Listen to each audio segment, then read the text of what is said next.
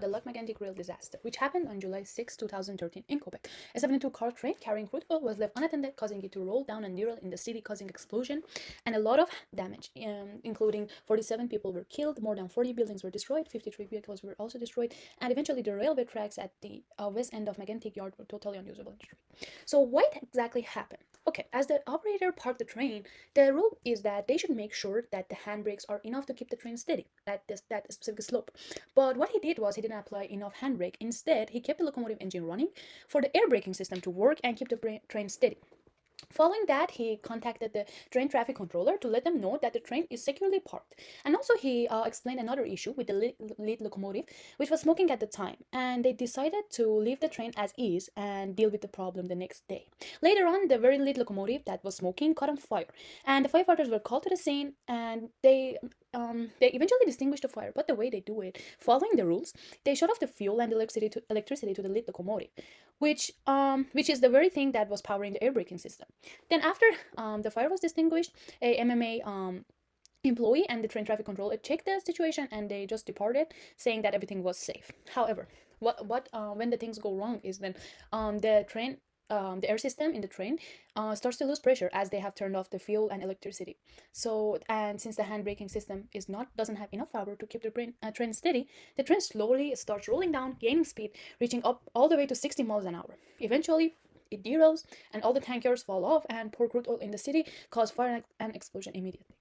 Well, the primary subject, I think, would be the train engineer and the train traffic controllers and the MMA agent, as their ethical responsibility was to make sure that everything is safe and everyone is following the rules and regulations. However, because of lax oversight and improper safety measure, they failed to do so.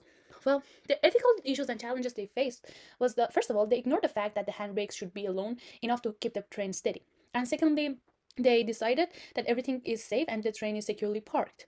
And then they decided that even though that the lead locomotive is smoking, they're gonna deal with the problem the next day. And also, after the fire was distinguished, the MA agent decided that he didn't do enough investigation and he decided that everything is safe and they just left the scene.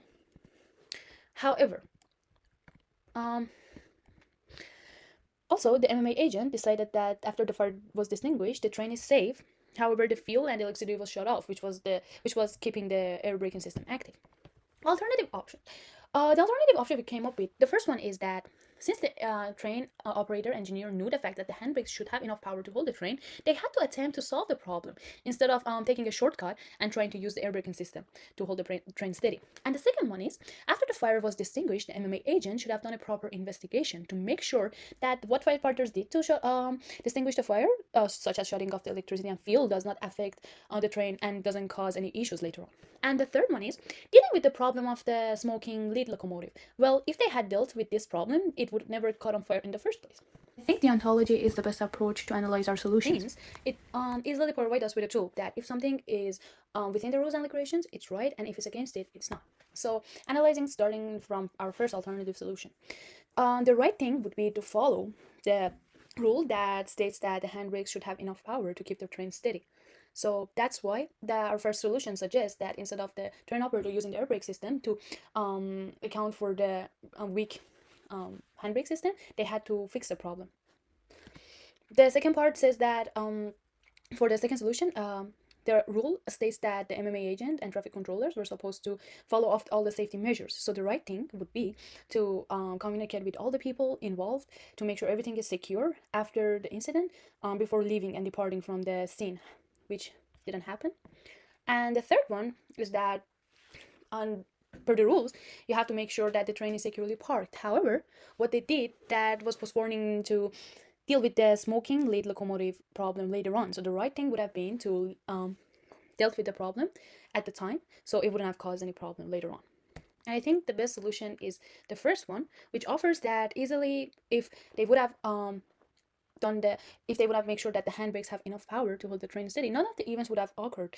Even if the lead locomotive would have caught on fire, still the train would have never been able to roll down the railway and killed so many people. Thank you.